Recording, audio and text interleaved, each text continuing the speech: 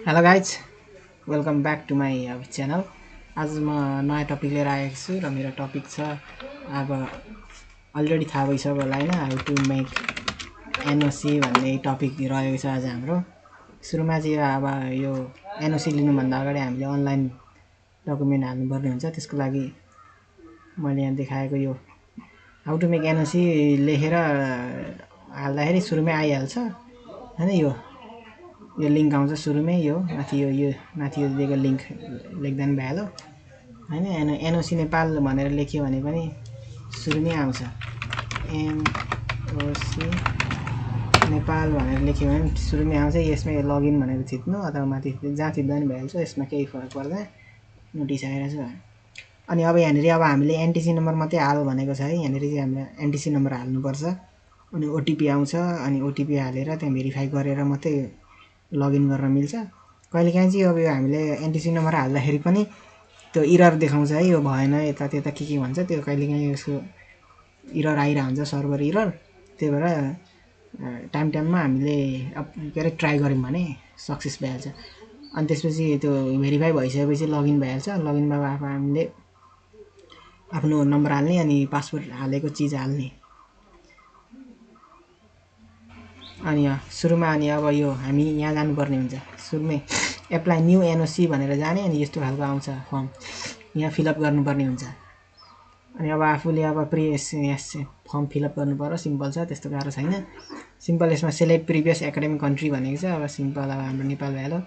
Select previous academic level भन्छ। अब कुन लेभल हो, अब +2 को छ भने आफ्नो लास्ट एकाडेमिक भनेको है। अब ब्याचलरमा जाँदै हुनुहुन्छ भने विदेश +2 को हाल्नु पर्यो। मास्टर्सको लागि जाँदै हुनुहुन्छ भने ब्याचलरको हाल्नु पर्यो। अहिले ब्याचलरको ट्राई गरौँ, मेरो ब्याचलरको भएको कारणले। अब सेलेक्ट प्रिभियस एकाडेमिक फिल्ड भनेको छ। यो चाहिँ अब केमा आफूले पढेको, मैले अब आइटी पढेको, त्यही भएर साइन्स एन्ड टेक्नोलोजी। अब बिएससी पढेकोलाई पनि यो साइन्समै आउँछ, म्यानेजमेन्ट। अब आफूलाई यो थाहा भएको कुरो हो। अनि आफ्नो नाम हाल्ने, आफ्नो यो फादर मदरको नाम हालिदिने। अब यदि पहिला एप्लाई गरेको पनि थियो भने यहाँ हालिदिने। अब अहिले हाम्रो छैन, छोडिदिने यसलाई। अब कसले अप्लाई गरेको यहाँनिर यो सोधिरहेछ। एप्लिकेसन डिटेल कन्ट्री, कुन कन्ट्रीको लागि अप्लाई गरेको भनेर सोधिरहेछ। अहिले फर इक्जाम्पल कुन लिदिउँ ल, फर इक्जाम्पल जापान भनेर हानिदिउँ। For example Japan, Australia, Canada, जहाँको पनि गर्दा हुन्छ। अहिले मैले सिम्पल धेरै जापानको गर्ने भएर मैले गरिदिएको है। यसमा कुनै पनि त्यो उयो होइन।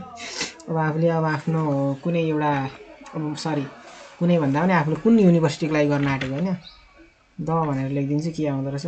फर इक्जाम्पल एउटा कुनै लिइदिउँ है। अब जुनै लिँदा पनि भइहाल्छ, त्यस्तो खासै उयो हुँदैन। The graduate university for example यहाँनिर भेटेन है। अर्को एउटा कुन ट्राई गरौँ, टोकियो गर्दा नै हुन्छ है। यहाँ रहेछ ल, इन्टर्नसिप के रहेछ यहाँनिर, यो मास्टर म्यानेजमेन्ट लेभल के आयो। त्यो खोज्दै जानु भेटिन्छ है आफूले। त्यो यहाँनिर चाहिँ आफूले हालेको चिजहरू सब भेटिन्छ यहाँनिर। नभएको अब भेटिएन भने चाहिँ त्यो इलिजिबलै छैन त्यो युनिभर्सिटी भन्ने बुझ्नु पर्यो, होइन भने भेटिन्छ। अनि त्यसपछि अब आफ्नो डकुमेन्टहरू हाल्ने, सब यहाँनिर भएको अर्को डकुमेन्ट के मागेको छ सब हालिदिने होइन। सब हाल्दै जाने। अनि त्यसपछि अन्तिममा यहाँनिर यो सेल्फ गरेको हो कि कन्सल्टेन्सी भनेको चाहिँ अब हामीले सेल्फ गरेको, त्यही भएर सेल्फमा थिच्ने अनि कन्फर्म गरिदिने। अनि कहिलेकाहीँ इरर आउँछ, यो मिलेन, यो डकुमेन्ट मिला भनेर भनिदिन्छ। जस्तै यो फर इक्जाम्पल यो इन्टर्नसिपको सर्टिफिकेट यहाँ हाल भनेको छ। यो अब अलिकति ब्लर आयो, अलिकति क्लियर गरेर हाल भन्छ यदि यो राम्रोसँग बुझिएन भने। कहिलेकाहीँ यो सर्टिफिकेट एउटा जस्तै ब्याचलरको यो सर्टिफिकेटमा अलिकति बुझिएन र हाल भन्छ। जस रिजेक्ट पनि हुन्छ, तर रिजेक्ट सँगसँगै उसले भनिदिन्छ यो बिग्रियो यसरी हाल भनेर भन्छ। अनि त्यही अनुसारले गर्दै गएपछि सक्सेस भइहाल्छ। र अब अहिलेलाई यति नै। र नेक्स्ट भिडियोमा अब यसलाई अब यो एनओसी कम्प्लिट भएको छैन है। यो हामीले यो त अनलाइनबाट गऱ्यो। अब हामी फिजिकल्ली एनओसी अफिस सानोतिमी भक्तपुर गएर पनि फिजिकल्ली अपियर भएर त्यहाँ भेरिफाई गर्नुपर्ने हुन्छ होइन। त्यही भएर त्यो भिडियो चाहिँ नेक्स्ट कन्टेन्ट हुन्छ है, नेक्स्ट अर्को पालि आउँछ। अहिलेलाई यति नै। Thank you guys.